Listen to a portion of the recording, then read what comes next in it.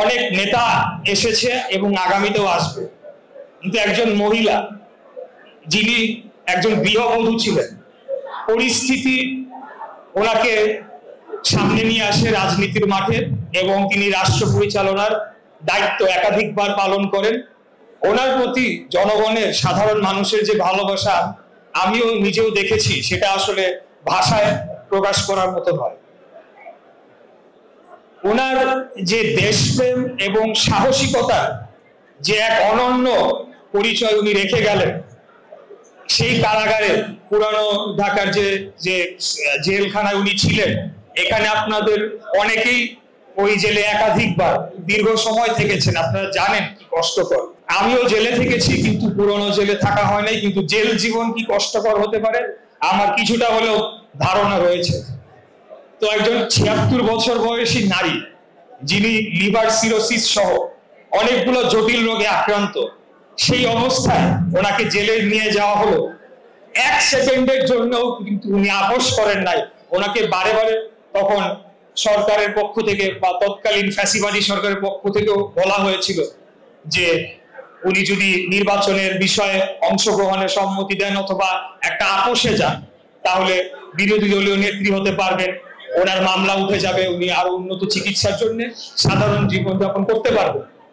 কিন্তু বাংলাদেশের জনগণকে যেমন তিনি ১ সেকেন্ডের জন্য ছেড়ে চলে যান নাই, একইভাবে তিনি বাংলাদেশের স্বাধীনতা, সার্বভৌমত্ব, জনগণের অধিকারের জন্য ১ সেকেন্ডের জন্য তিনি আপোষ করেন নাই। তিনি জানতেন না অনিশ্চিত ভাবে তাকে যখন জেলে কারাবন্দী করে রাখা হয়েছিল। তো এটা আমি মনে করি যে বেগম খালেদা জিয়াকে নিয়ে ভবিষ্যতে অনেক গবেষণা হবে, অনেক পড়াশোনা, অনেক রিসার্চ হবে। এরকম একজন নেত্রী আমরা পেয়েছি। আমি আসলেই বিশ্বাস করি যে দেশনেত্রী বেগম খালেদা জিয়া অতীতের যে কোনো, আমি বলবো যে আমাদের জীবদ্দশা, আমাদের জেনারেশন যারা রয়েছে, এরকম একজন নেত্রীকে যে আমরা দেখে যেতে পারছি। এবং একটা কথা বলে শেষ করব, উনি গ্রেফতার হওয়ার পর মাঝে মধ্যে হয়তো আপনাদের মধ্যেও এটা হয়েছে, অনেক সময় আমরা দুঃস্বপ্ন দেখেছি যার হয়তো ওনাকে দেখতে পাবো না, উনি হয়তো আর জেল থেকে বের হবে না, হাসিনা নামের যে ভূত এটা আমাদের ঘাট থেকে যাবে না। তো সেই সময়টা খুব কষ্ট হতো।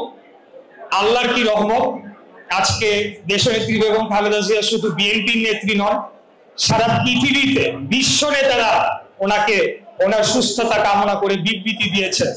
এমনকি যারা তাকে জেলে নেওয়ার পেছনে দৃঢ় ভূমিকা পালন করেছেন, সেই সকল রাষ্ট্রনেতারাও আজকে বাধ্য হয়েছে। কেন? সেটা একান্তই ওনার ব্যক্তিগত অর্জন, ওনার যে দৃঢ় মনোভাব, দেশপ্রেমের প্রশ্নে, বাংলাদেশের মানুষের ভোটাধিকারের প্রশ্নে, গণতন্ত্রের প্রশ্নে যিনি ১ সেকেন্ডের জন্য আপোষ করেন নাই, সেই নেত্রীর জন্য সকলেই পৃথিবী জুড়ে আপনার দোয়া হয়েছে এবং বিশ্ব নেতারা সেখানে ওনার সুস্থতা কামনা করে দোয়া চেয়েছেন।